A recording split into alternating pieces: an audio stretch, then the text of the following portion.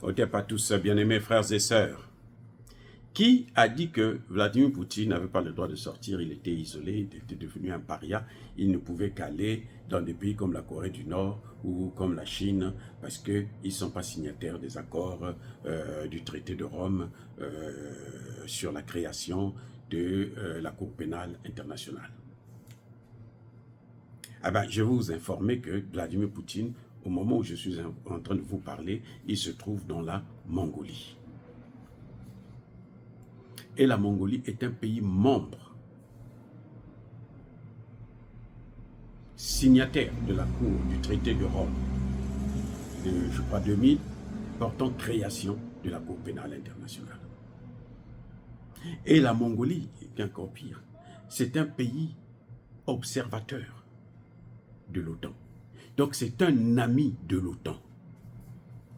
Ce pays a invité Vladimir Poutine et Vladimir Poutine est venu. Au moment où je parle, il est là, en Mongolie. Il a été reçu en grande pompe. Là où Zelensky demande, regardez, vous voyez, Zelensky se croit maintenant comme s'il était aussi, il était les États-Unis d'Amérique. Lui aussi, il va demander à la Cour pénale, il dit, bon, écoutez, quand il va arriver en Mongolie, là, demandez à la Mongolie de l'arrêter. Non, on ne l'a pas arrêté. Même pas pour faire plaisir aux États-Unis. On ne l'a pas arrêté. Vous allez me dire qu'il y a déjà eu des précédents, oui. Vous allez me dire qu'il n'était pas parti en Afrique du Sud, oui. Mais le président Omar el-Béchir du Soudan, il était parti en Afrique du Sud, en Jordanie, qui sont des pays signataires du traité de Rome. Il n'avait pas été arrêté. Il y a déjà un précédent.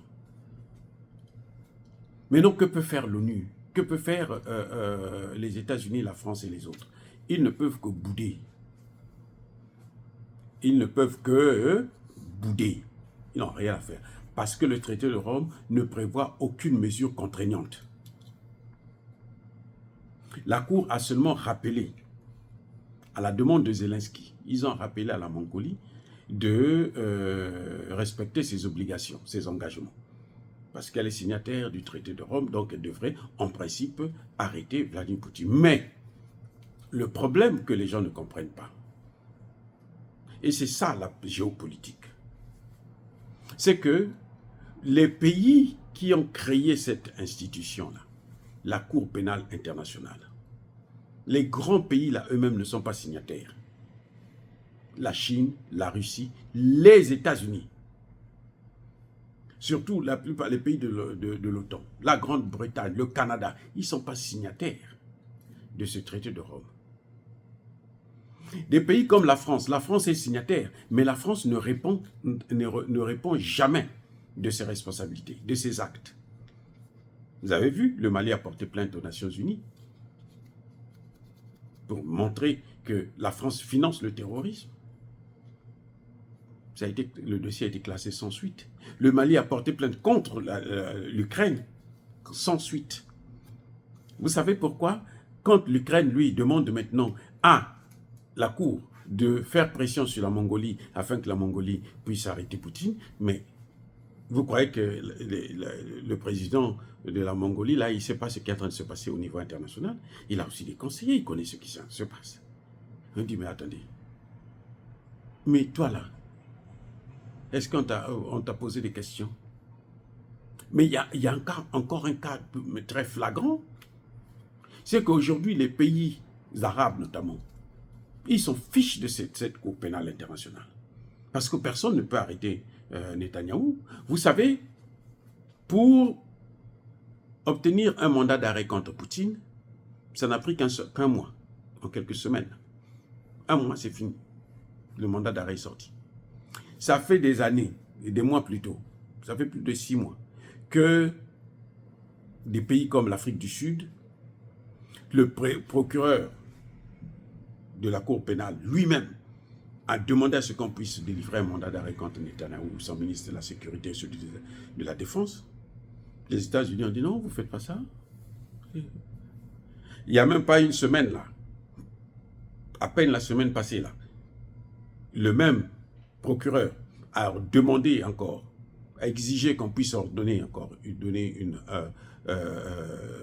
délivrer un mandat d'arrêt contre Netanyahou et ses ministres, la Cour dit non.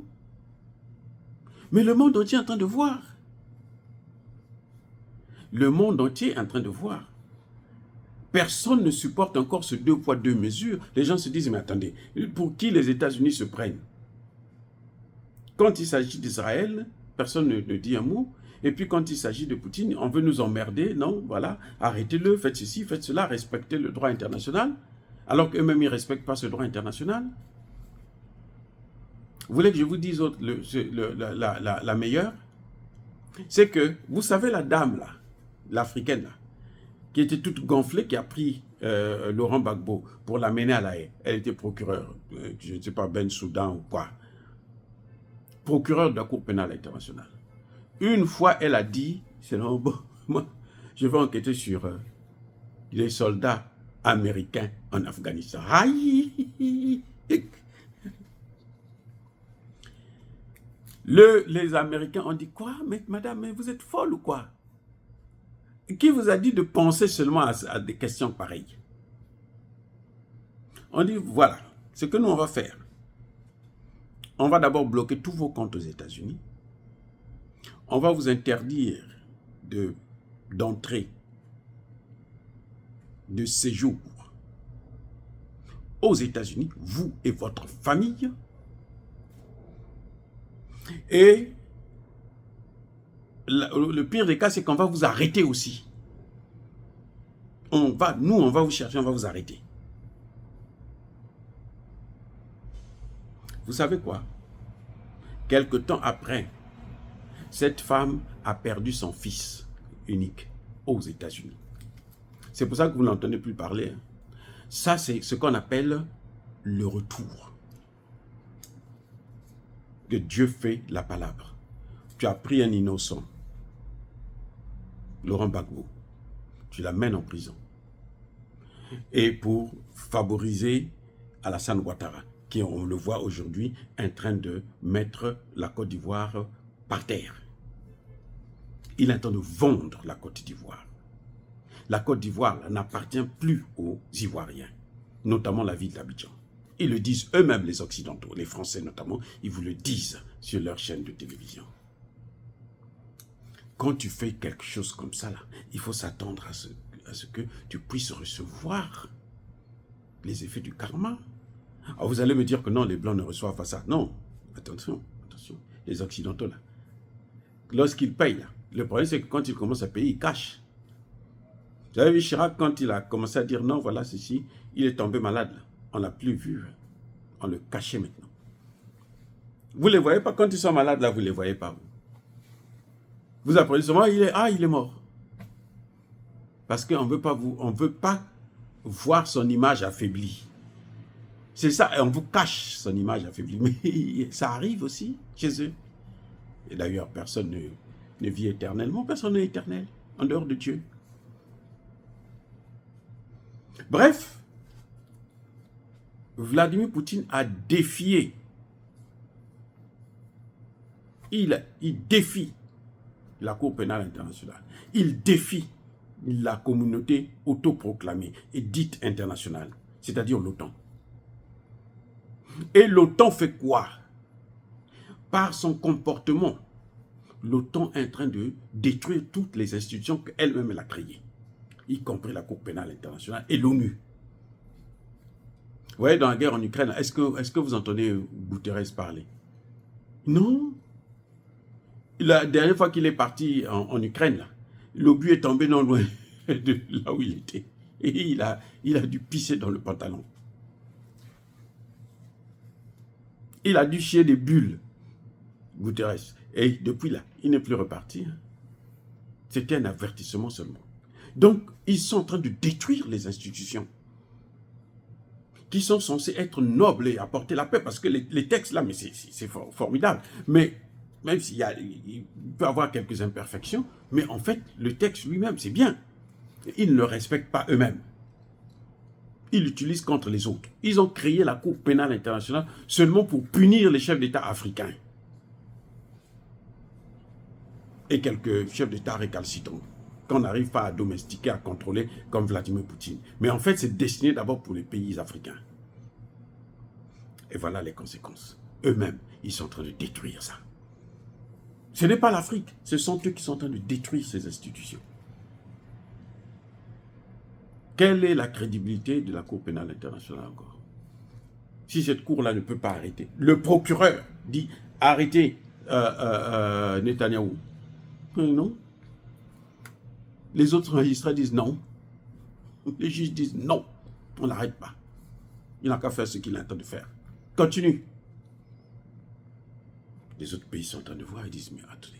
Donc cette affaire-là, on nous a baisé la gueule, alors il faut trouver d'autres solutions.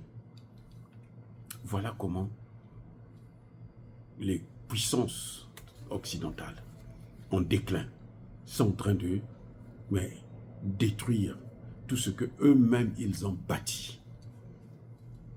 Bien que c'était pour punir les États africains, la Cour pénale internationale, maintenant ça se retourne sur eux-mêmes. On n'a jamais jugé Sarkozy pour tous les crimes qu'il a commis en Côte d'Ivoire et en Libye. Les gens sont en train de voir et disent, mais attendez, c'est quoi cette justice à deux vitesses? Et pourquoi nous on va se soumettre à cette justice-là? Allez, on s'en fout, c'est ce que fait la Mongolie. Il dit, non mais attendez, mais cette justice-là, ça n'a aucun sens. Nous voyons nous-mêmes comment ça agit. Oubliez ça. Allez, on fait ce qu'on veut. Débrouillez-vous maintenant. Voilà, bien aimés frères et sœurs, dire cela, c'est inciter à la haine ou à la violence. Non, Yaba colère V, Yama lève. Encore une fois de plus, soyez bénis, abondamment bénis par le Dieu de Kémite et par nos étrangers ici. Il faut savoir que la meilleure partie de mes vidéos, c'est quand je vous bénis. Je vous le rappelle. Donc, prenez le soin d'écouter mes vidéos jusqu'à la fin pour recevoir au moins cette bénédiction-là. Eh oui, c'est la bénédiction que je vous donne. Je vous aime, donc je vous donne la bénédiction. Ou en tout cas, je demande à Dieu de vous bénir abondamment, vous et vos familles. Mais que tous ceux qui persécutent le continent africain, le pillent et le déstabilisent, qu'ils soient noirs, blancs, chinois, arabes, juifs, indiens ou qui qu'ils soient punis, maudits, foudroyés, neutralisés, écrasés, effacés par le Dieu de Kémite et par nos ancêtres angélisés.